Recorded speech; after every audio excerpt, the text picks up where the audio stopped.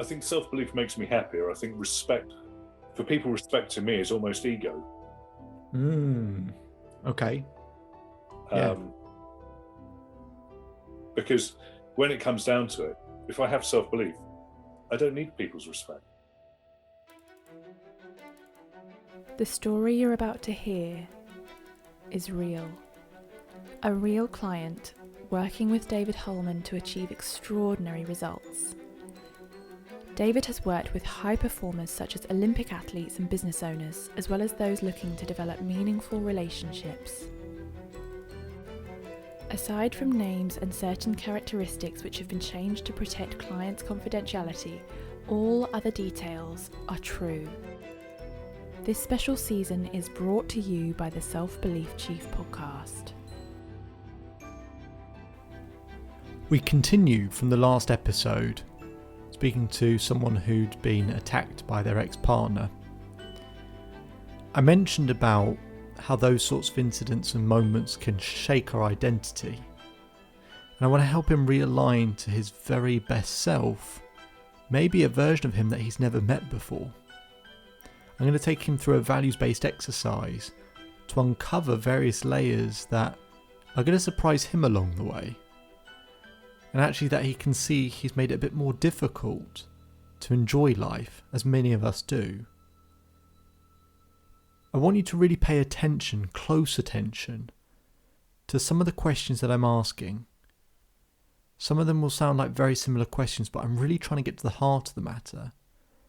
And when we start hitting the core,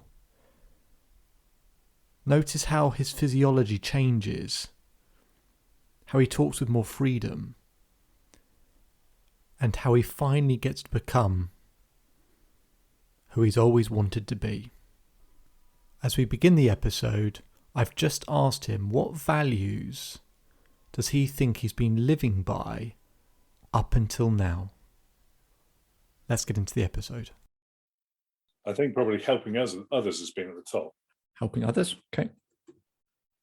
Probably followed by love. Love. Integrity. Honesty. Being a gentleman.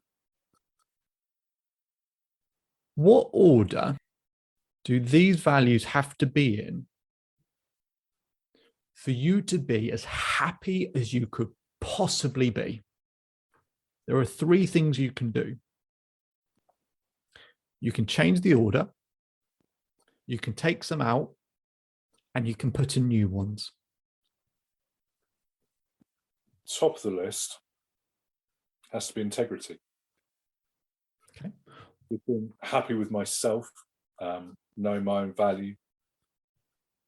Why does integrity make you happy?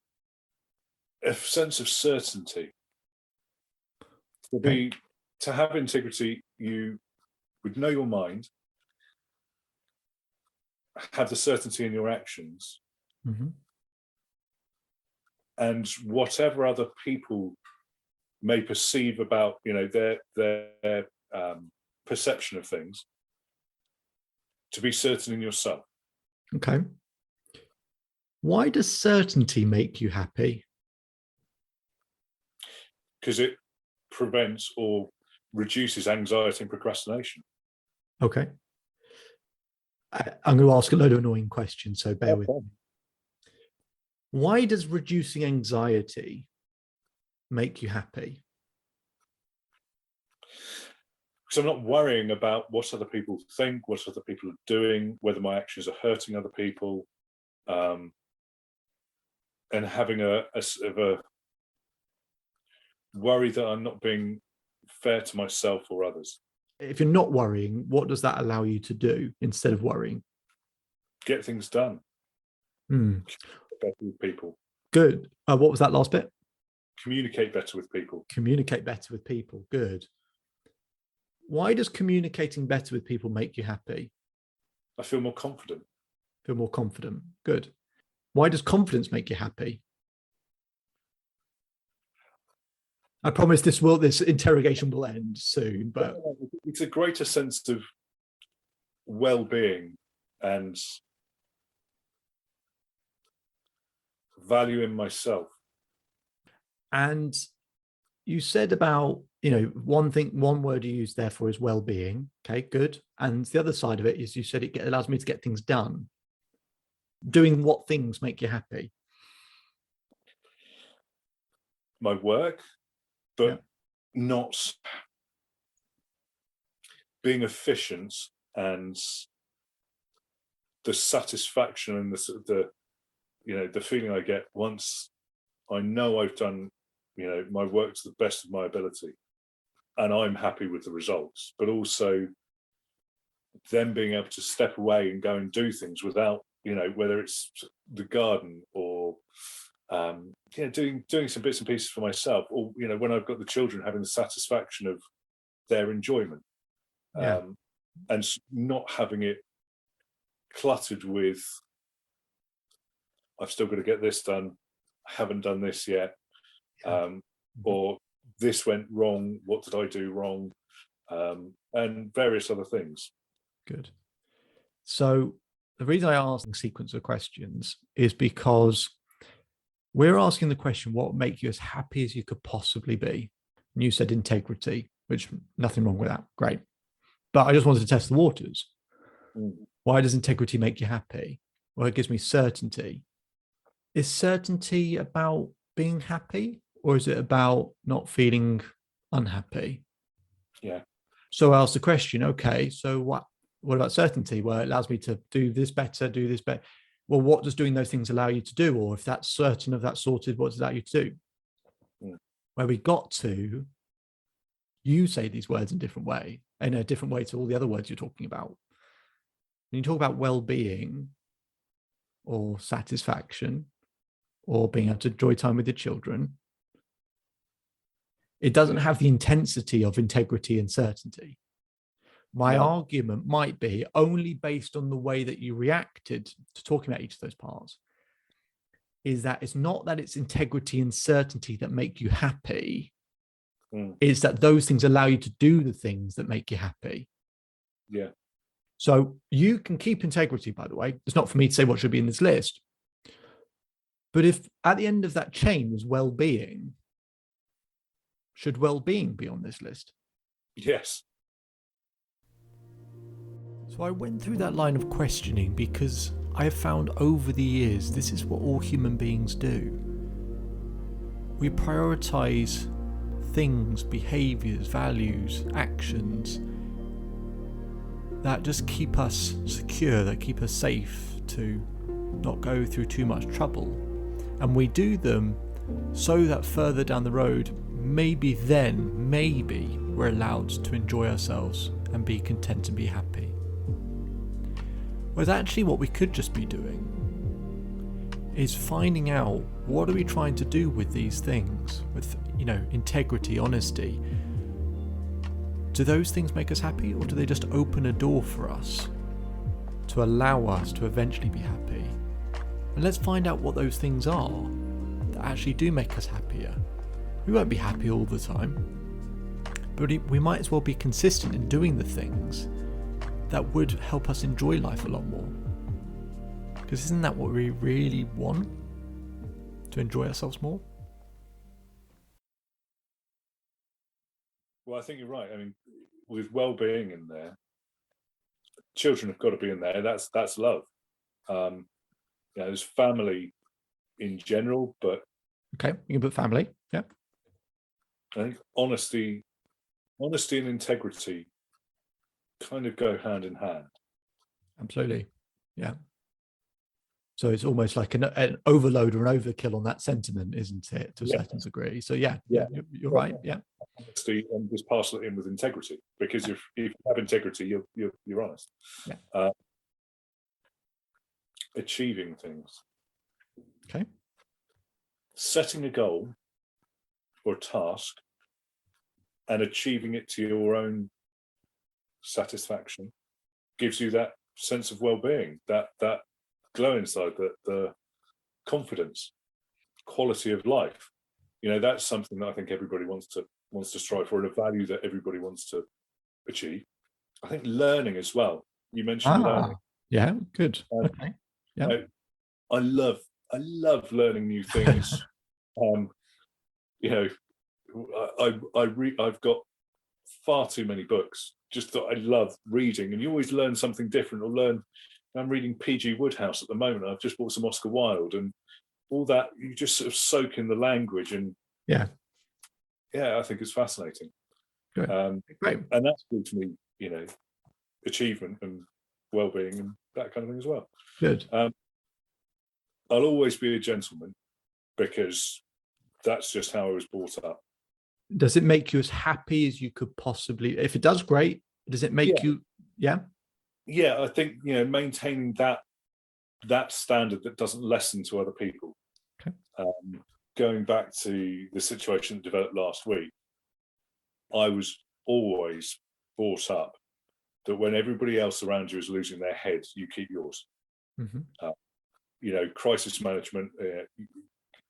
Everybody who I went to school with, and who grew up in that environment, you were taught that when there is a crisis, you are the person that people turn to, which I hold as a significant value in. And as always, I've been in shops which have, we've had guys come in with hammers trying to smash through the windows and stuff. And whilst everybody else is crouching down and gibbering like idiots, I'm the one that was, cool, calm, collected, and just got things done. Mm. I think appreciation is very important. Not only appreciating my own efforts, but also in others as well. Saying thank you to the postman and appreciating the efforts they go through. Yeah. Or I think that's a really important thing. Mm-hmm. Good. Yeah. I think that kind of in respect, and again, not respecting other people, their lives, their standards, their values, but also respecting my own. Okay. Why does respect make you happy? Not why is it a good thing or makes you feel good? Why does it make you happy? I think it's a courtesy. I think it's a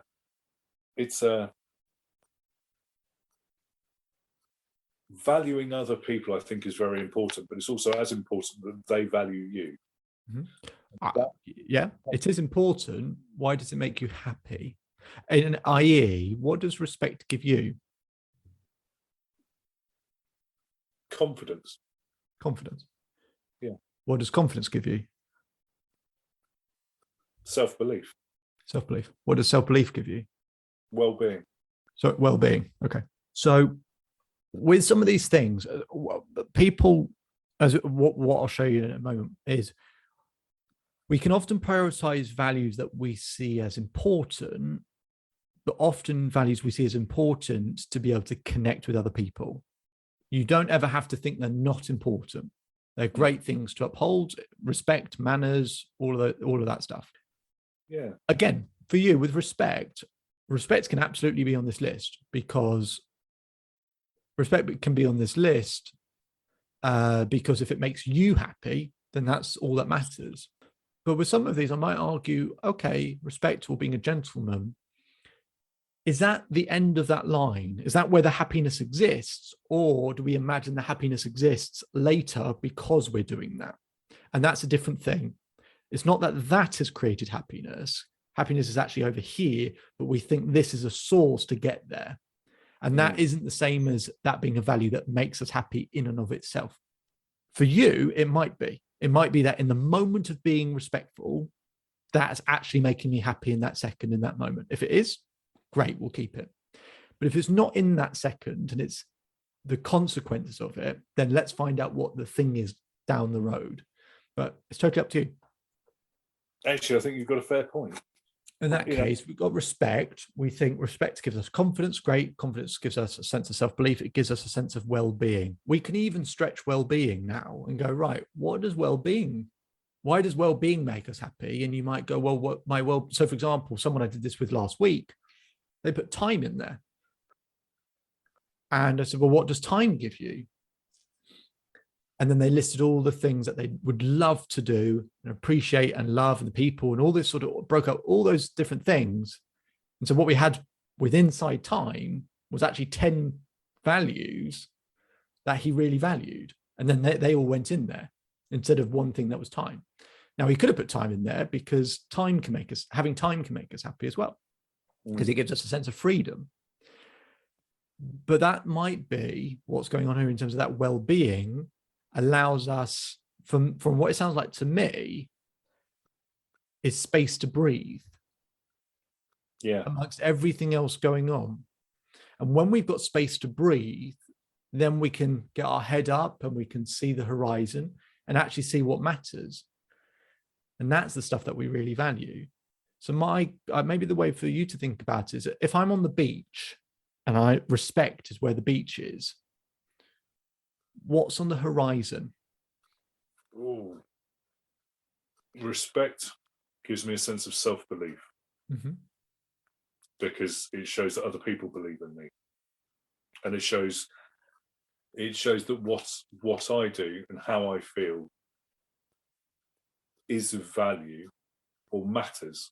And I felt for a long time from many different people that I'm not valued or I'm not respected, which has made me feel undervalued and taken for granted. Self-belief. Sometimes we want self-belief and we go, I can't get that, so maybe I'll try and settle for getting some respect. Yeah. And so we might argue, okay, maybe self-belief should be in there instead of respect. I don't know. That's totally up to you. If the purely the sound of the word or phrase, the word self-belief that sound makes you happier than the sound of respect, or if it gives you a greater sense of ease and freedom and makes you happier in that sense, then let's put that in there. Well, I think self-belief makes me happier. I think respect, for people respecting me, is almost ego.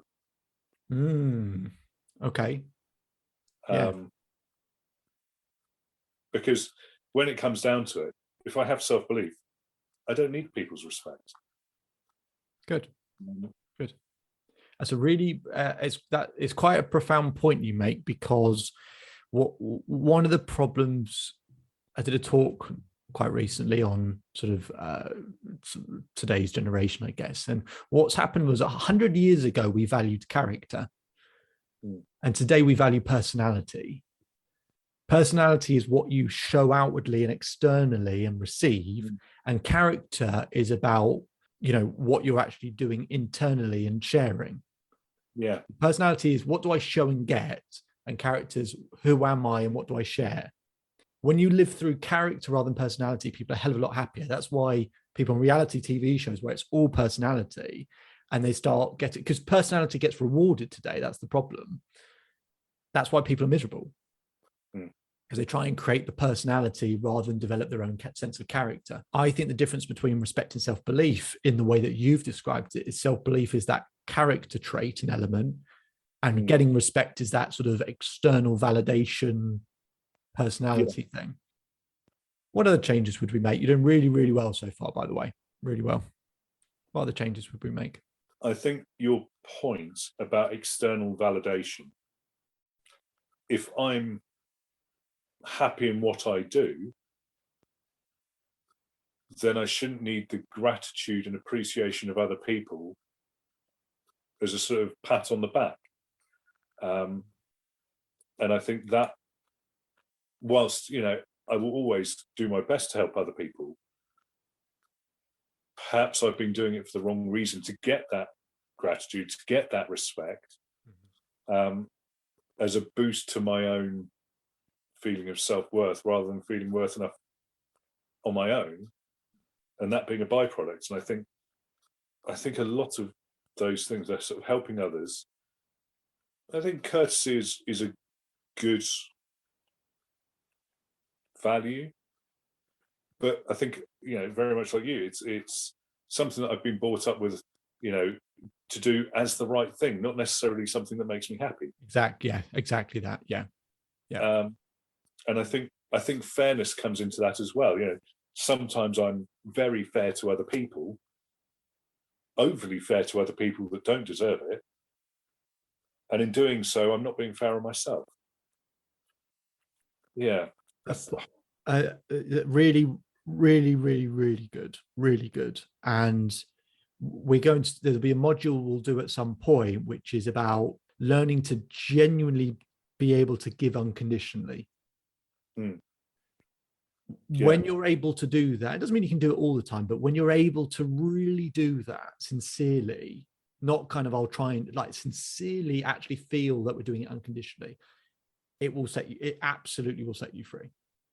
Because welcome to every other human being, where what we do, there's 3 types of relationship.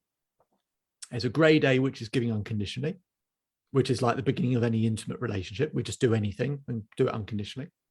Yeah. Grade B is called trading. I will do this if you do this in return. Mm. And then grade C, which is the worst one, is I expect you to do this for me. Yeah. A lot of relationships start breaking down when they're somewhere between B and C. Mm. Where it's either trading, or in a lot of cases, it's why have you not done this? Why have you not done it? And it's what we just got all these expectations where we don't hold ourselves accountable or have any standard ourselves. Yeah. Your points are really, really good points. The way you articulated it was also very, very good. It's getting our own house in order so that we're not giving from a place of let me feel better. We're giving from a place of I can really genuinely help you. So that line of thinking that you currently have, exactly, let's stick with that and make any other changes based on that type of thinking of stuff that makes you happy as you could possibly be. Well, I think self-belief needs to go probably third. Third, okay. Because, well, actually, no, I think it needs to go at the top. Sorry. Okay, no, it's fine. It's fine. You can keep playing around with this. Yeah, a sense of well-being. Yeah. One more space to add something in or make a change? I think peace. Good one. Followed by quality of life. How does that make you feel? Yeah, pretty good. Good. Yeah. Let's play a game where you put a coaching hat on for a moment and see if you can spot what's going on. So the client's previous 5 values were helping others, love, integrity, honesty, and being a gentleman. I'll read those again. Helping others, love, integrity, honesty, and being a gentleman. And his new 5 values are self-belief, well-being, family, peace, and quality of life. Self-belief, well-being, family, peace, quality of life. So if you want to write down those 2 lists, if you want to see it in front of you, or if you can remember those 2 lists roughly, I want you to have a look at them and go, what's the difference between the 2 lists, and what's going to be the different ways of living for this individual? How will his life be different if he prioritizes now self-belief, well-being, family, peace, and quality of life, things that he said would make him happier, then instead of helping others, love, integrity, honesty, and being a gentleman? How do you think his life will change if he changes the bullseye for his life? If he changes the target? Well, I'm about to ask the client this very question, and then I'm going to share what I can see as well. I wonder if you got the same answer. Let's find out. Okay, I'd like you to look at the top 5 we have on the left here, and the top 5 we have on the right here. What do you see as the difference between those 2 top 5s? None of them are the same. I mean, love and family. But that's, I mean, looking at it almost a completely different way. Love in relationships and that kind of thing as well. And actually, family is what's really important. Okay, good. What else do you see as the differences? I think, well, of those first 5, they're all external. They're all things to do with other people. Okay. So here's what I see. So firstly, the point you made is absolutely right. we can't be happy all of the time, but we can at least be content, right? Or try and be content most of the time. But nonetheless, everyone has the target of trying to be happy. What I find with most people is if happiness is facing this way, everyone's facing this way. Yeah. That their list is nowhere near the target or what actually makes them happy. Mm. So here's the difference I see between those top fives. The list on the left, I think, by the way that you described each of them, helps you avoid pain. Yeah. If I help people enough, or if I have enough integrity, or if I'm honest, or if I'm a gentleman, then I won't experience as much pain. And I say that because you literally said those words at one point. Yeah. The list on the right helps you access pleasure. Yeah. It's great to see the smile on a client's face when they start to see what the bullseye for their life is, because we all want to enjoy ourselves or be content or find some happiness. But I find most people just don't know what that bullseye looks like. He now knows, not because I said what it is, but he's told me. Family, well-being, self-belief, peace, quality of life. They're his values, and he can make all his decisions or choose the actions he's going to take or follow a direction for his life, all based on those 5 values as his North Star, as a bullseye. You can do the same to find out what that bullseye is for you, to make life easier, to enjoy yourself more. It doesn't always have to be so complicated. Now, the next step I do with this client is showing them how to meet those values all of the time by investing in lots of different places to meet each of those values. Not just achieve that value in one place, but achieve it in 50 different ways so that they always have those values every single day and they're never without them. But I just wanted to show you this initial step because once you know that bullseye, the weight that comes off your shoulders, the hope that you then have, you realise that we've been overcomplicating it for such a long period of time. And I remember someone doing this exercise with me and I just realised how difficult I was making things. I did this exercise with this client, as I said, after the situation, the attack that he'd been under. It can shake our identity, something that I think he'd been questioning already anyway. I wanted to not only firm it up, but make him so unbelievably compelled by this new vision, this new identity. One that I'd actually get him to give a name to as well. A new name, so that he can always go back to and return to that identity. And in the future, he can continue to look after himself because he can always make an adjustment to those 5 values. He can always introduce a new one and take one out just to keep making things better and keep improving things. And you can do exactly the same. My name is David Holman. If you change today, today will change your life. So enjoy the rest of your day, enjoy the rest of your life, and I'll speak to you again soon.